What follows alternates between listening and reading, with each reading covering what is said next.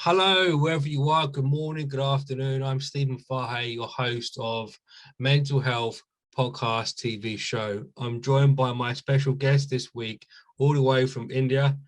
So I'm so excited to introduce this lovely professional. Annapurna is the founder and CEO of Emotionalytics, if I've pronounced that correctly, a HR thought leader, a behavioral assessor, emotional intelligence practitioner. Annapurna is a complete strategist and execution-orientated HR professional with 25 years of experience.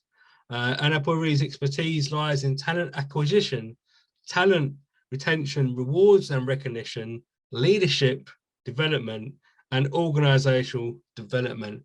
Thank you so much for coming on the show. I'm really honored to have you here and share your expertise to help our audience improve their mental well-being. So why don't we hit things off, and just my first question is really why you got into human resource management.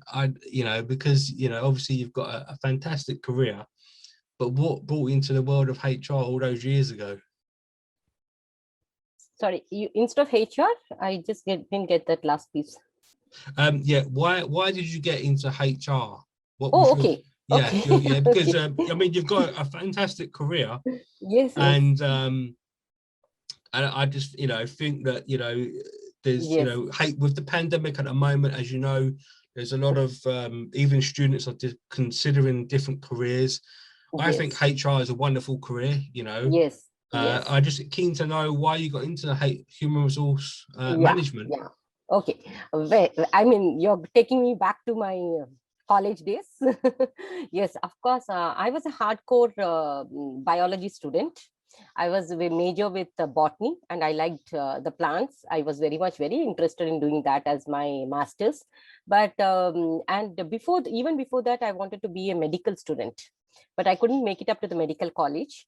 And then that's when I went and studied my major with botany. And after that, I just wanted that I will continue in botany itself. But something happened there with my parents. My father was very much interested. He was telling, why don't you come into the management? Because he himself was in management. And he told human resources is something which is very much picking up. Why don't you look at this also as a career option? That's when I told, okay, fine. Maybe I've not become a medical doctor, but then somewhere my interest was there, even in the psychology part also. So I told, okay, fine. Still, I will get to work with human beings. I'll be closer to human beings. That was one thing which kicked me to be back in HR. And really, that was a very good option which I had taken and started off my career in HR. So that's how I began my master's in HR, then worked with different companies, different people, 10 different companies, multi-locational, multi-geographical, understood a lot about human behavior. And I like a lot about understanding human behavior also. Yeah, I really picked it up because you're well qualified. I've gone to have quite a deep dive into your educational background. Obviously, the pandemic, a lot of companies are trying to build the hybrid model of working, which is what, from my research, is quite difficult. How do you think HRM practitioners can best prepare and decide the new hybrid models, but in a way that safeguards employees' well-being? Because that's the idea, to have I think to have the work from home and the office. They still got to keep performance up, as you know, but what do you think the best way, particularly HRM practitioners, can design a hybrid model? I'd be really interested to hear your thoughts on that. Yeah, definitely, because there is no choice, number one, because we don't have a choice to completely tell all the people to come to offices. And for some more years, till the entire country, and at least when we are opening up the world also, we need to see that everyone is vaccinated. Even after vaccination also, we need to be very careful, because we don't know what is the effect of this type of virus and what are the more effects which will come, because still no one has identified. But as HR practitioners, I would say that the offline or the work from home model also worked good People have been productive, people have been there, but over a time it did set in a kind of fatigue for the employees, because it's not easy to continue for a long time away and be on screen, getting in touch with their colleagues and things. So they obviously, we all miss those coffee chats, those corner rooms, and giggling and understanding and going, and that human touch is lost for all of us. So I'm sure they, for the coming years, there would be certainly hybrid models, and each of the company is gearing up for creating those hybrid models.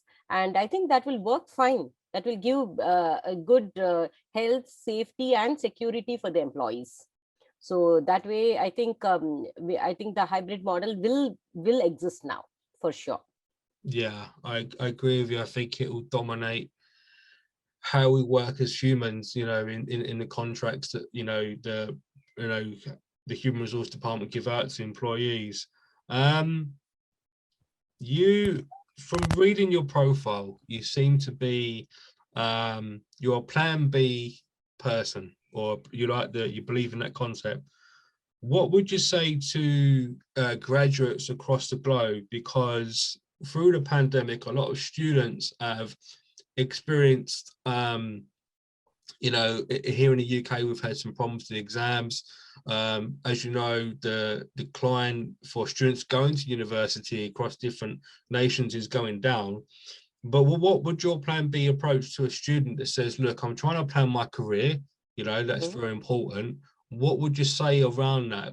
Around the career management, do they need to have a plan B, especially now in the economy? I would say yes, but I'm really interested to see what your advice would be on that to a student. Yeah, definitely. What we see is having a plan B, even in crisis or if without crisis, is always good. Because that has worked for me. Because sometimes people tell,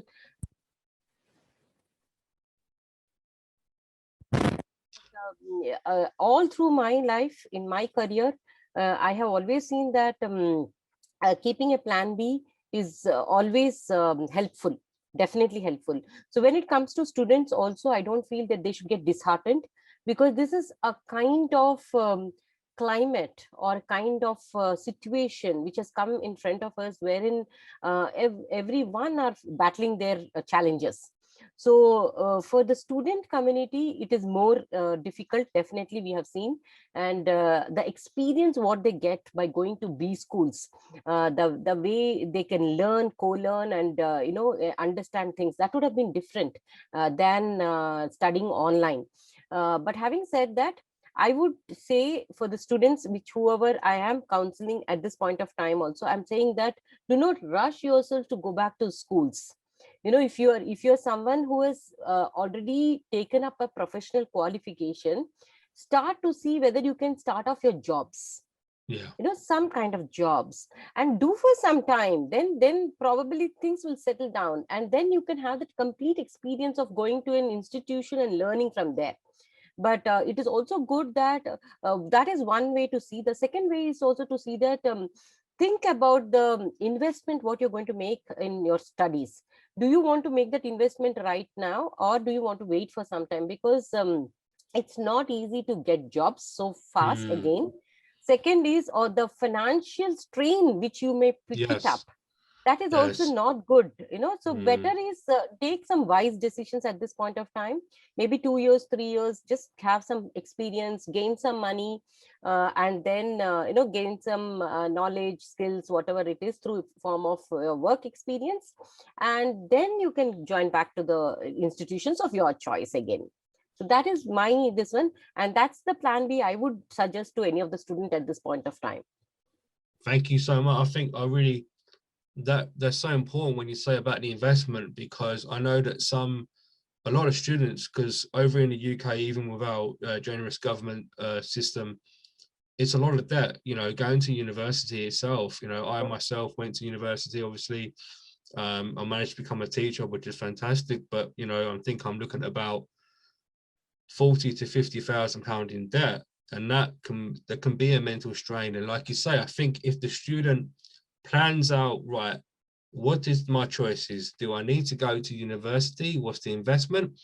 if I go and get work experience, because we know reference to global skills, students around the globe are not leaving with the right soft skills. So if they spend time in the, even in retail or in different companies, learning the soft skills and then looking at the pros and cons of whether to go to university, I think that's an excellent plan. And I think that really helps a lot of students. So thank you for that. Because I know that emotional intelligence is something that you practice. You are a practitioner, and I love that. And it's very important, I think, at the moment for a lot of business leaders to immerse themselves into the art of, learning about emotional intelligence. What tips would you give to business leaders to become better leaders? Because, I mean, when I look at emotional intelligence, I always think about my own thoughts in my head, being a spectator to my own thoughts when I walk in a room, paying attention to other people's feelings. But what would you say in your experience is the best way to improve as a business leader through emotional intelligence? Yes, definitely. I would say that every business leader should embrace emotional intelligence. And it is just not the IQ, it is the EQ which will make a good leader. We all have been always tested for our IQ levels. Our intelligent quotient has been tested. We have been tested of various certifications, various marks, various institutions, ranks, everything and all. But what exactly happens when you're in a business? In a business, it is more of the decisions, what the right kind of decisions you take, the right kind of collaborations you do, the right kind of this and what risk taking you wanted to do. Everything matters. For all of this, along with the IQ, EQ is the key differentiator. If you have to do a research on global leaders across the globe and figure out who are those leaders who have really been successful, those leaders have been successful who had high amount of EI or EQ. They displayed emotional intelligence. And these are the 5 areas of emotional intelligence. People who are highly self-aware about themselves. They're building constantly their self-awareness. They are very successful. They understand their likes, dislikes, triggers. They work with all of that. They understand their emotions very well. So they know how to regulate their emotions at different points of time. During this pandemic, we have seen a lot of leaders who had been high on their emotional intelligence have really managed their businesses very well. Right? The people, then comes the relationship management. How do I build relationships? How do I understand relationships? And what are my internal motivators? What motivates me? How do I work with that? How do I regulate my emotions? Because all of us are high on our regulations. We all can't manage emotions. It is not possible to manage emotions. It's only way to regulate. We may be very high at one incident's happening, one grief or one death. It pulls us down. Definitely, we are human beings. We get connected with that. It pulls us down.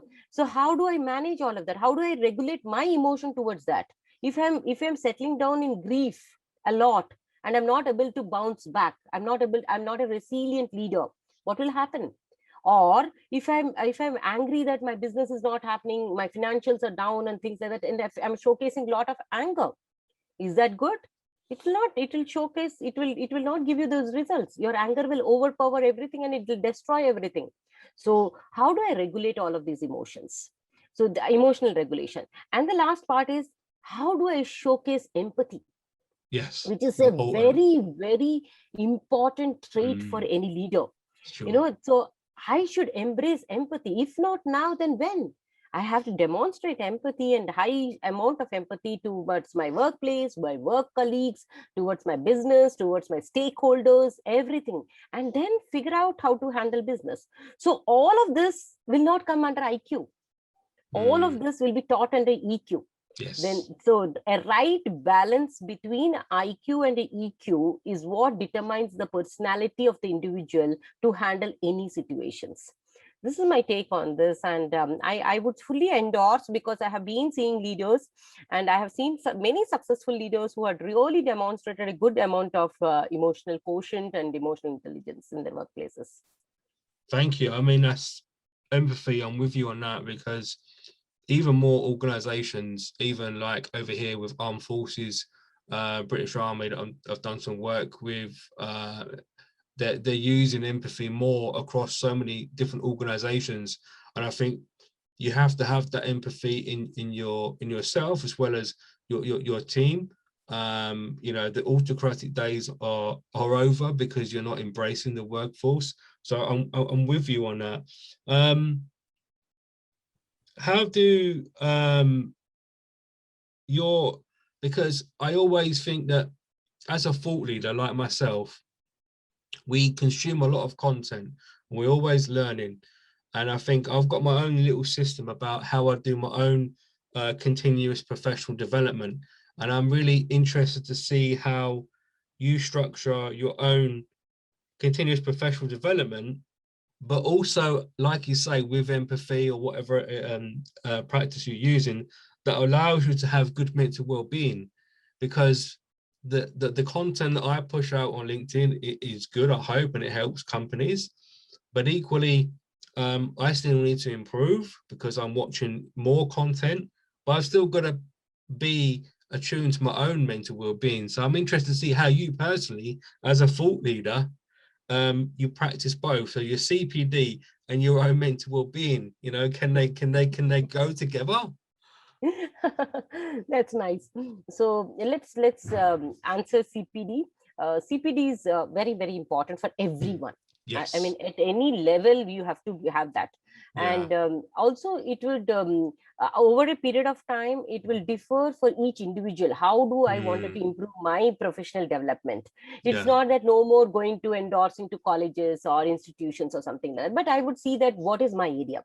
So for example, I have chosen emotional intelligence as my area. So I see that every day I invest at least 30 to 45 minutes of reading, deep diving into some topic or the other, and constantly looking forward for, what are the connects I can make out of different,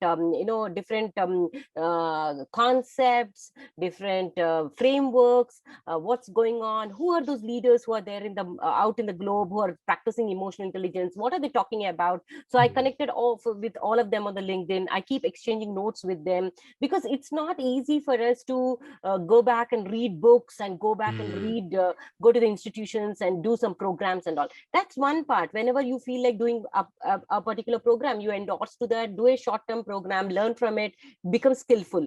But constantly, if you have to learn, you have to invest at least a good 1 hour on networking with people who are in the same space, understanding from them what is their writing, and having some kind of debates and discussions and deliberations, then taking a framework and then going through the framework and making your own thoughts about this framework, your notes about it, and then comparing it with something else and things like that and all. So CPD is a continuous journey.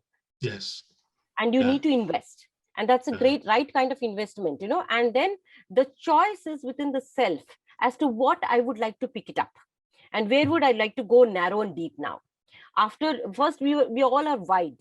We keep studying different subjects, different interests, different going through it and all. Over a period of time, when you're a high professional, when you have put in your career and you understood that, okay, this is where it is. So if you wanted to go narrow and deep into some subject, so that's how you have to start investing into that subject more and more and going narrow and deep and understanding all of this and things like that.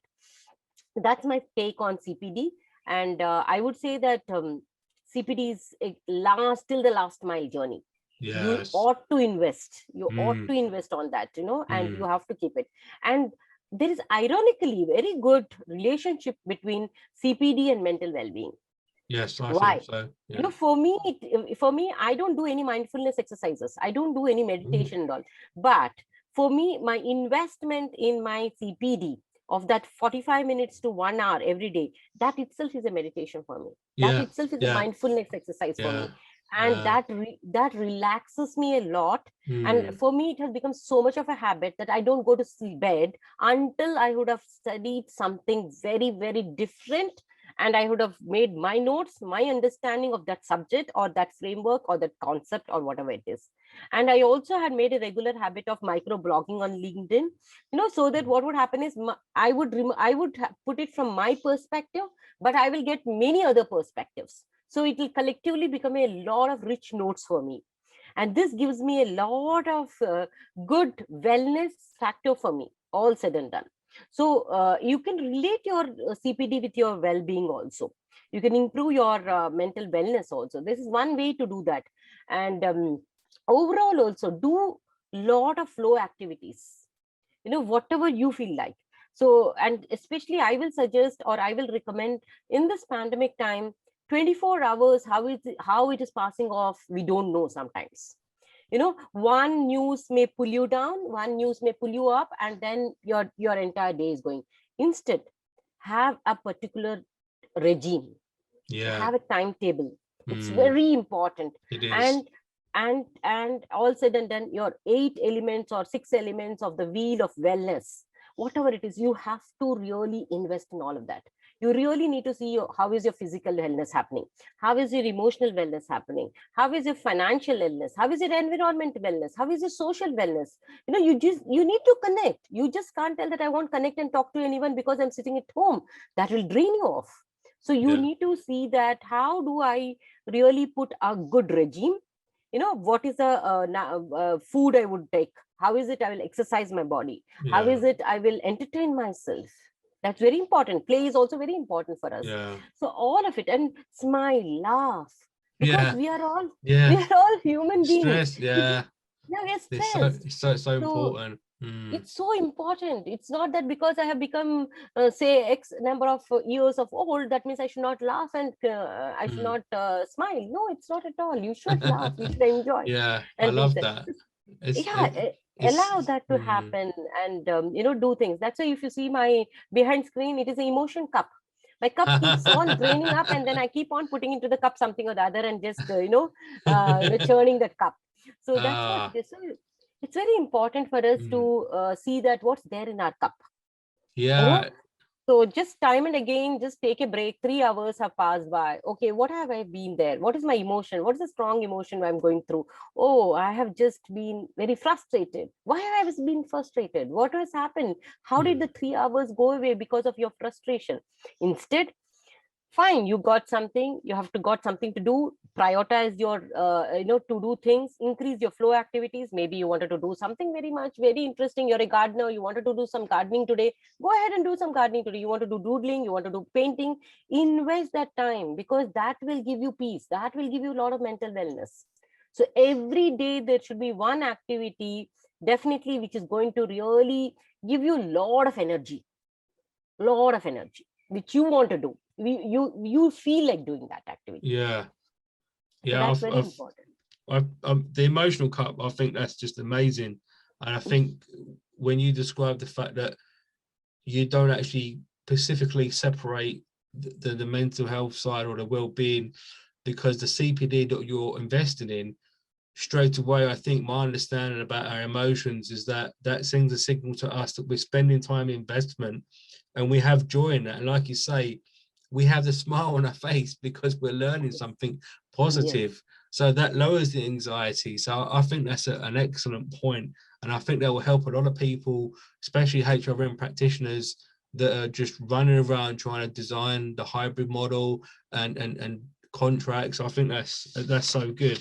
Um, how can this is something that I know that you do an actual workshop on, imposter syndrome. I'm still learning about this concept myself, and it's actually a condition, sadly. How can more business leaders overcome imposter syndrome? From my understanding, it's the feeling that you're not up to the job and you're going to be found out by somebody. Um, I think it can be diagnosed. I'm just doing some research in the UK's NHS. But I know you do workshops on this. I've looked into this. I'm really interested to know maybe if you can give the audience your definition Yeah. and how can business leaders kind of overcome this, or anybody really? Yes. Absolutely. See, imposter syndrome. I think many of the leaders have unknowingly caught up into this whole of this net of imposter syndrome. And why should we not reward ourselves? And when you have done a job good, well, why should we not take that success? Why should we blame ourselves when things have becoming so much? So all of this comes more when I have read this subject. I did see that most of the time it has happened that the lack of self-awareness, or the self-blame, or the Mm. self-love, or the self-care, these are all very important. If you are the most important person, just like how when we fly in the air by the flight, while we take an air flight, it is told that first, whenever there is the depletion of oxygen, you have to take the oxygen mask and first self wear it, and then assist others. Just like that, we need to take care of ourselves first. Self-care is very important. Yeah. Self-love is also very important, which will boost self-esteem. Once you are having self-care and self-love, it will boost automatically your self-esteem. Once you have a good level of self-esteem, then you can lower your imposter syndrome. You will not tell that, hey, this is not this is something which has happened. No, this is Yeah. not something which has happened. It has happened because of you. And Okay. don't also, why me? All the time, don't ask why me. It's not because of it is not don't self-blaming. There's a lot of self-blame, people do it. And Yeah. especially when professionals, when they go, oh, it has become I wish I should have not done this, I wish I would have not done that. No, it's not possible. So don't become an imposter. It's Mm. not, it's something that's not required for us. As things go, understand that where is the reward, where is the punishment, what has happened, diagnose that very properly. And if there is something that has to be corrected, it can be corrected. But there is no need to always self blame, and then feel that get into the caught by net by telling that, feel like an imposter or things like that. So practicing a lot of self-care exercises, self-love exercises, and self-awareness, and building a lot of self-esteem can help us to overcome this imposter syndrome. Wow. I mean, that's, God, you've covered so much that I think that's going to help a lot of people because, like I said, I'm still learning. I think that we're too harsh on ourselves as humans, I believe, even before the pandemic. So that will definitely help a lot of people. Something that I'm passionate about, and I think you are as well, women empowerment and women in business. I know you do some work around that area because I've looked at in some research, and obviously I'm a big my brand movement on equality. How does India get more women in business? What advice would you, maybe even, somebody in India, a lady that wants to get start a business maybe after they've had children, because I know that it's quite difficult. There's a lot of data around suggesting that it's quite difficult for females in India and some other countries as well. But I want to focus on India because I know you do a lot of work on this, and I'm really interested to see how can we move into equality, more women into business, which would be fantastic. I Yes. really, yeah, over to you. Thank you. Yeah. Yeah, the numbers are not so nice when it comes to women in leadership positions or in business positions. There are Mm, multiple factors and multiple reasons for that. mm, Definitely, yes. One is the maternity dropouts.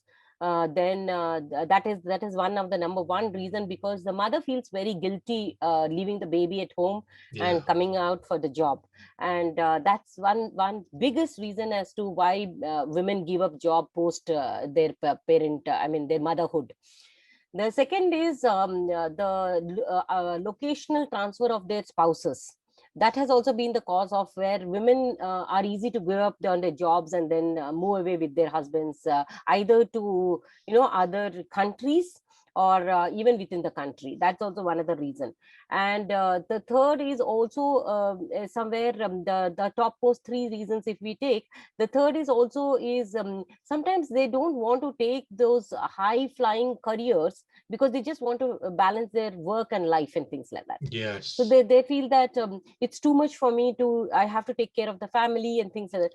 Things Yeah. are changing, I'm not saying that things are not changing. Things are definitely changing. We are having a lot of new things, new policies and things like that. Government is also coming up, and we have recently got an increased maternity leave, work from home leave, which are many mandatory things. Then creches being provided for the women to keep their babies nearby, mandatory requirements. Then we also have a lot of counseling and coaching for women leaders in the workplaces, which has been started as a very good initiative. Yes, I've Then seen that.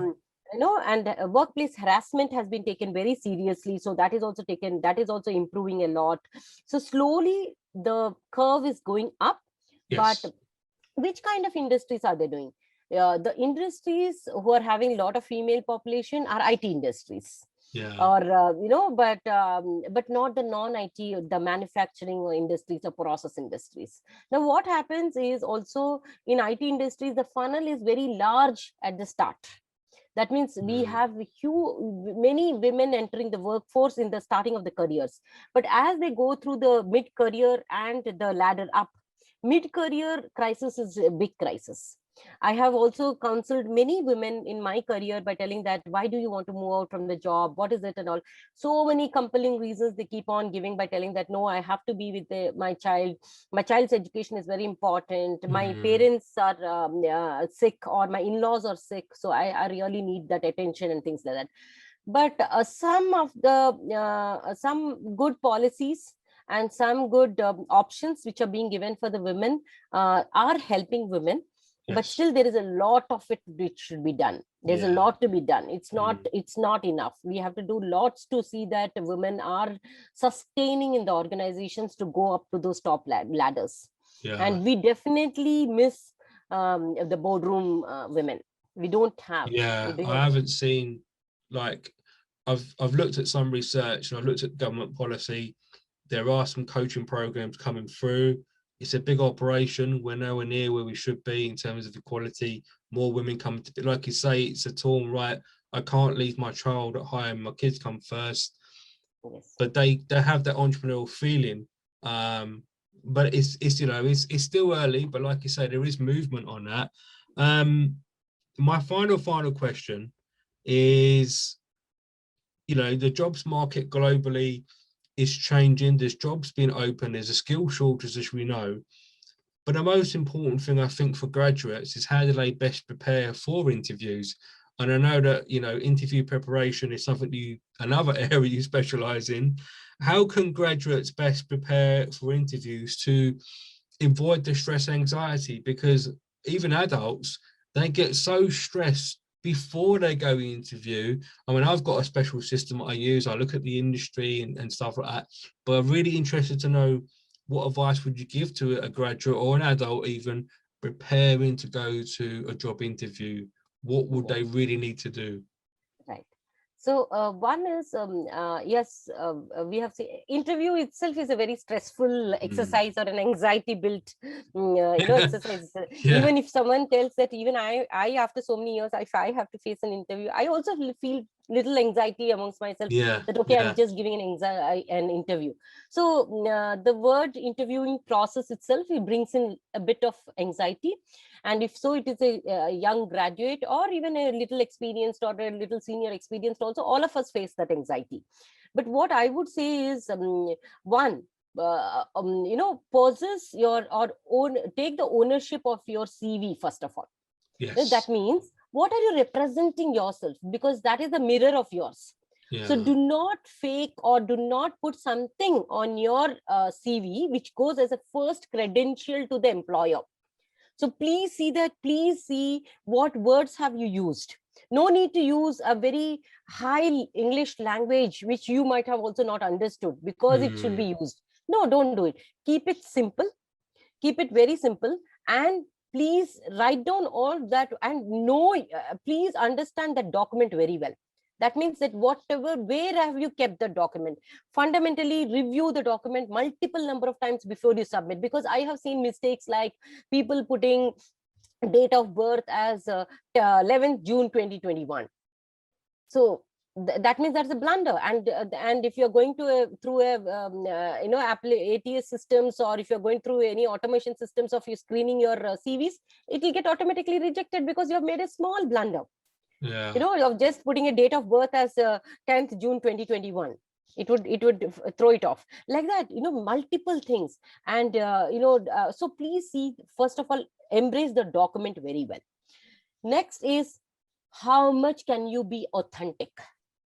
Because authenticity plays a very good role while you're facing your interviews. Yeah. Be authentic. If you don't know something, you don't know. There is nothing that you should be telling in the interview that you know everything. Yeah. Interviewers understand also, they ask certain questions just like that, because they also just wanted to find out. And it's okay to tell that I don't know this.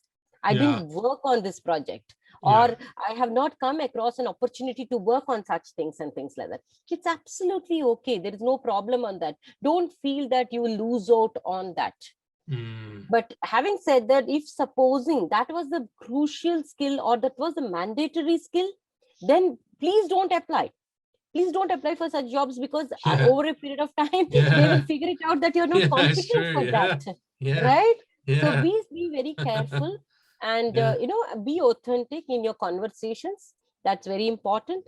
And also, and while the process is on, do not ask certain questions which are not at all a part of the interviewing process. Say, for example, someone tells, can I have your email ID? Can I have your LinkedIn Connect? Or can I have something? No, please don't. Just don't ask any of those, because those are not to be asked questions. And if supposing there is a discussion on CTC, then participate in that. Because sometimes someone tell, okay, it's as per rules, as per policies, whatever you give, or a fancy hike or things like that and all. No, either way is not right. So just participate in that discussion, because it is your compensation which is being discussed. It's not someone else. So participate and take that interest. And also genuinely prepare.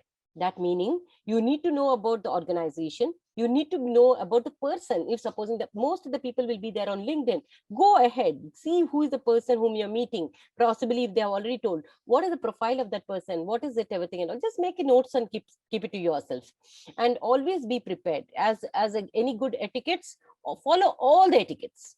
Because one of the step also, if you are going to miss it out, it will become a very great danger. And now the more challenge is, we are all sitting on the virtual world. So technology is not at your hands. Right now, we both are talking. We don't know. We are in the mercy of the technology. So just be okay with that. Just be okay with it. Sometimes your bandwidth may go away. Sometimes your Wi-Fi may not be proper.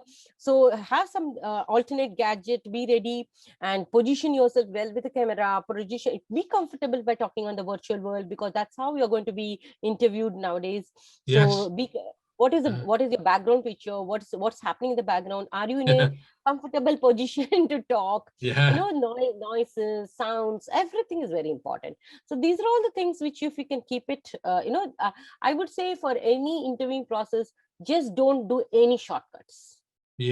Follow all the processes. Just follow all the processes for gaining a very good, even though you might not get that job, but definitely you will leave a great impression on the interview, and which might again bring you back also. We don't know.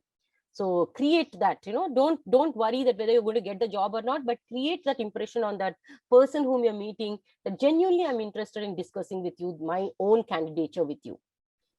I think it's so important what you said there, the authenticity, because a lot of people, when they go to interviews, they don't, I mean, some people do lie, sadly. They say that they've done all these different projects on their CV.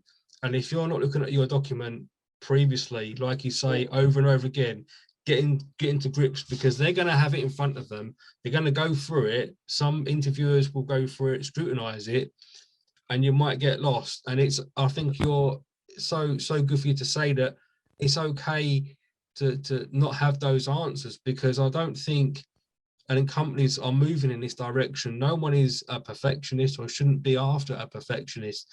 And I think that sometimes, especially as students, there's so much anxiety around, they're going to look at everything. They're going to look at my degree. They're going to look at my work experience. you're never going to be, even you and I know that we're not the finished product. We're still learning in life. So I think that's so important. That will help a lot of people. I can't thank you enough for coming on today's show and sharing your thought leadership. We've covered some really, really good topics. That's it, folks. That's it. That's today's end of the show. If you'd like to come on the show, particularly really interested in female entrepreneurs at the moment, I celebrate equality. The men's season of mental health does start in September, so hopefully I'll be interviewing some more men. But I want to thank today's guest. I'm sure everybody, the audience in India, America, whoever's watching this right now, will appreciate her great wisdom and thought leadership in improving human resource management, but also looking after our mental well-being, which is really, really, really important. Thank you, everybody. Good night. God bless. Take care wherever you are. And remember, from the words of my guest today, always smile and laugh. Thank you so much. Goodbye, everybody. Bye. Bye-bye.